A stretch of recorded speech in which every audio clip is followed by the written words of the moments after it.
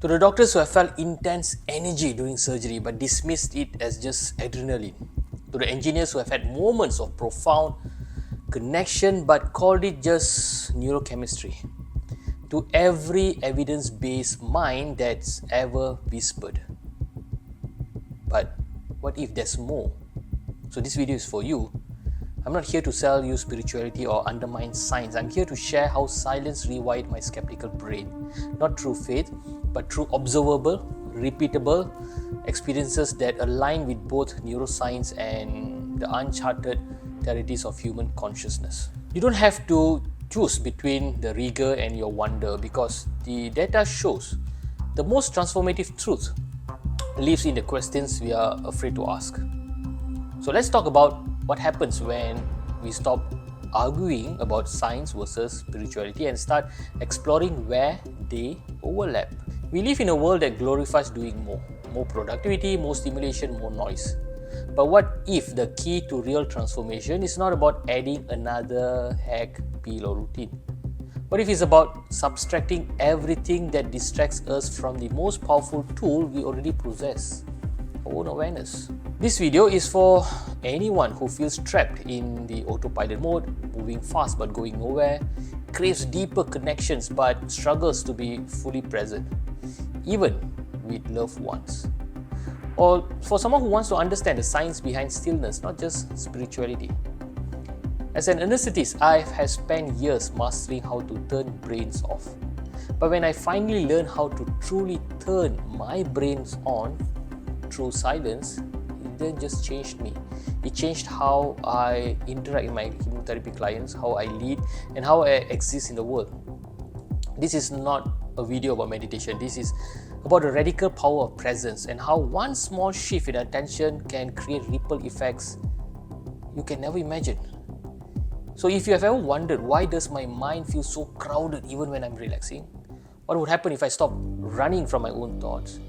How could stillness possibly make me more impactful in the noisy world? Then you need to hear what I have to share. Because the most profound upgrades don't come from doing more. They come from being different.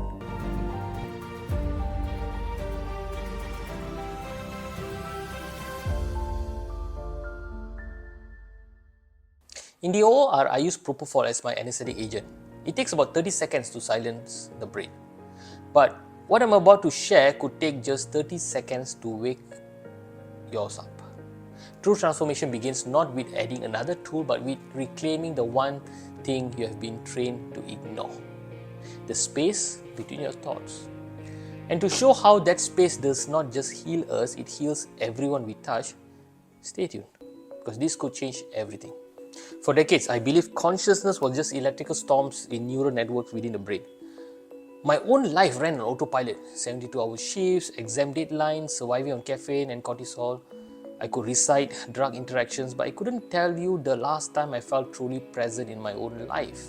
Turns out, I was not alone. Neuroscience shows 95% of our daily behaviors are subconscious loops, mental highways paved by repetition. We mistake them as processes for free will.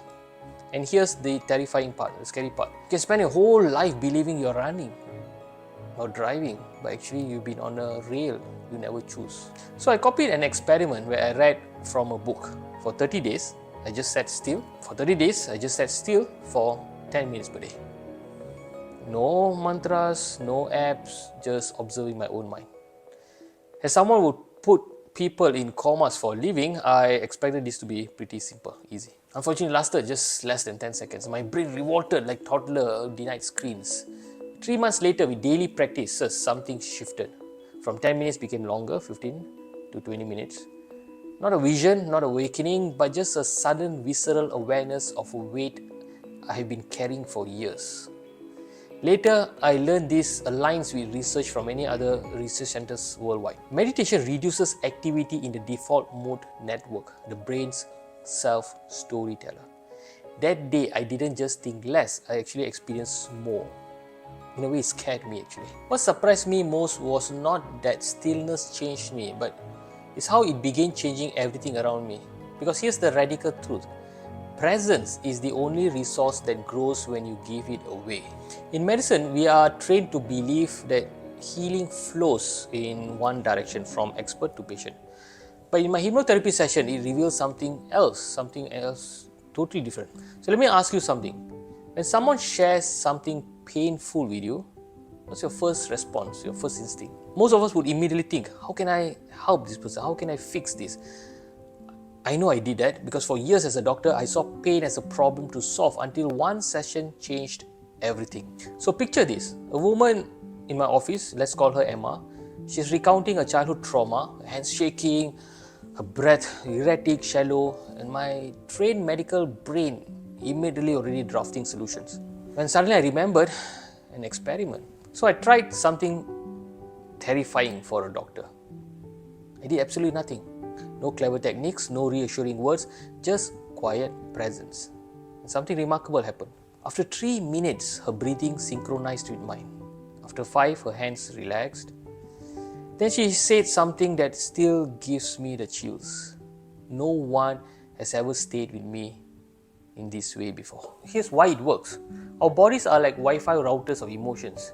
When we feel truly hurt, our nervous system literally download calm from each other. You don't need a medical degree to heal. You just need to show up without an agenda. But here's the crazy part. 2 weeks later, Emma messaged me. After our session, I listened to my husband's work stress differently. No advice, just space. And guess what? He started doing the same for his team. One moment of presence became 2, then became 20. So that's not therapy, that's social bonding. Ripple effect. We think changing world lives requires big actions. But real transformation often looks like less talking, less fixing, just being brave enough to say, I don't have the answers, but I'm here. Your quietest moments might spark someone else's loudest breakthroughs. That's not just beautiful, it's biological. This is the paradox of presence. The quieter you become, the further your influence travels. We think changing the world requires grand gestures, but history's most transformative waves often start with micro moments of human connections. A teacher who pauses to ask, how are you really? A CEO who replaces, here's your deadline with, what do you need? A parent who puts down their phone to be with a tantrum child instead of stopping it. The most profound technologies are those that disappears. True presence is like oxygen, invisible until it's missing. And just like oxygen, you can't keep it to yourself. The more you give, the more you create for everyone. So, what did this experiment taught me? The mind is a machine. It's not a machine to be optimized. It's a landscape to be explored. We spend millions on brain scans, but the most profound discoveries happen when we close our eyes. Transformation is not about adding something new. It's about subtracting everything that is not you. The shoots, the scripts, the noise. Science and silence are not opposite. They are two languages describing the same truth. You're not your thoughts. You're the space between them. This journey from unconscious autopilot to mindful awareness has not erased my struggles. I still overthink, I still doubt. But now, there's a difference. When I stand in the operating room, I notice how the silence between heartbeats mirrors the stillness I find in meditation. When I guide hypnotherapy clients, I'm no longer just analyzing their brainwaves. I'm feeling the weight of their subconscious stories. And when I teach mental resilience, I don't just share techniques.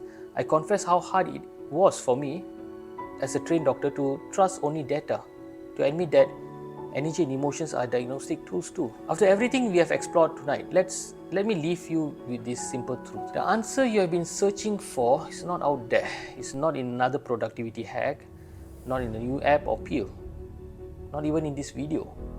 It's in the space you have been avoiding. That quiet moment between thoughts, the pause you rush through when breathing, the stillness you keep feeling with noise. Here's the radical part. You don't need to add anything to find it. In fact, you need to subtract. Less scrolling, less striving, less you. So tonight, when you are alone with your thoughts, try this.